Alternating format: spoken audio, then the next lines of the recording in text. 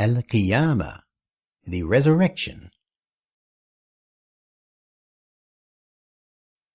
With the name of Allah, the most gracious, the ever merciful. Nay, it is not like what you imagine. I swear by the day of resurrection, and I swear by the self-reproaching soul at the doing of an evil deed as an evidence to the truth of final resurrection. Does a human being think that we will not assemble his bones? We will indeed.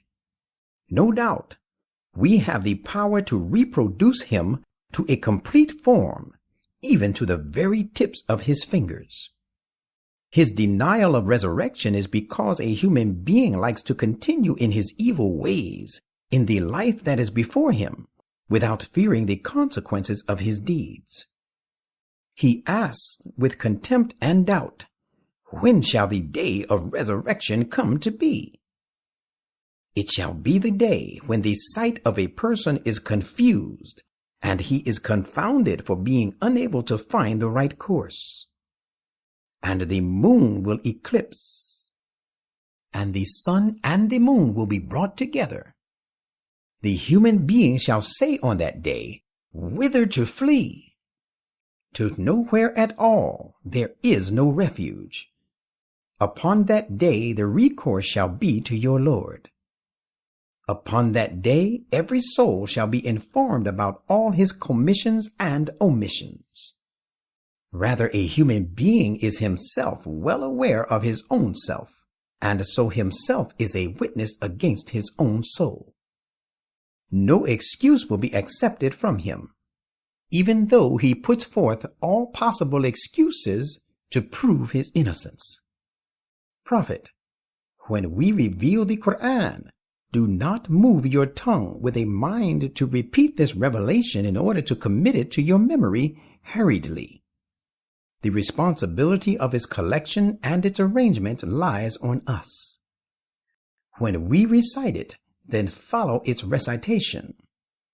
The responsibility of explaining it lies again on us. Behold, you people love the present transient life and neglect the hereafter.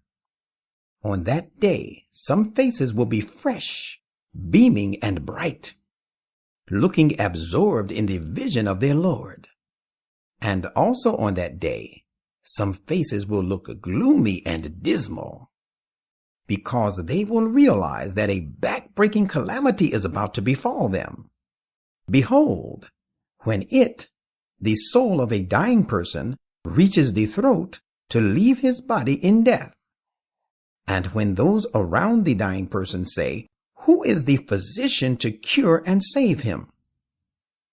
And he himself realizes that it is the time of parting, and one shank rubs against the other in death agony, and one distress will be combined with another distress for the departing soul. On that day, people will be driven towards your Lord to reap the fruit of the deeds done in this life. For this person, being unmindful of the consequences, neither accepted the truth nor offered prayer. Rather, he cried lies to the truth and to the prophet, and turned away, refusing to obey his commandments. Then he went to his kinfolk, strutting along in false pride. Woe be to you, then woe upon you in this very life. Again, in the hereafter, woe be to you, then woe upon woe. Does a person think that he will be left alone without purpose?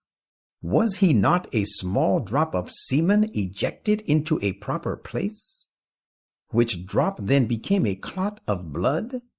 Then he fashioned him through various stages and perfected him in his make. Then he made of him a pair, the male and the female.